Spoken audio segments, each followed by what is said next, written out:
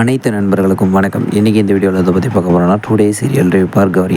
கௌரி சீரியலில் அடுத்தடுத்து என்னென்ன சுவாரஸ்யமான நிகழ்வுலாம் நடக்க போகும் தான் இன்றைக்கி இந்த வீடியோவில் பார்க்க போகிறோம்.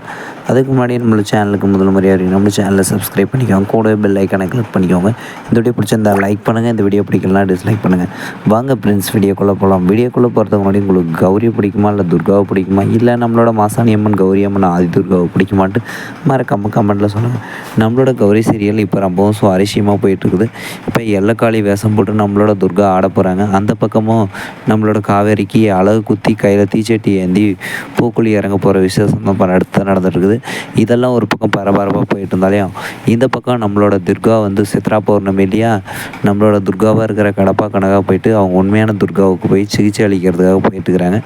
அவங்களுக்கு கடைசியான இன்னும் ஒரு மண்டல பூஜை இருக்கும் போல இருக்குது உண்மையான துர்காவுக்கு.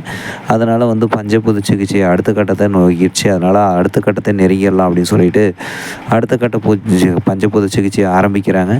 அப்போ இந்த இப்போ செஞ்சுருக்கிற இந்த சிகிச்சையால் அது வந்து உடம்பு தாங்காதுன்றதுனால வேறு மாதிரி மாற்றி செய்வாங்க போல்.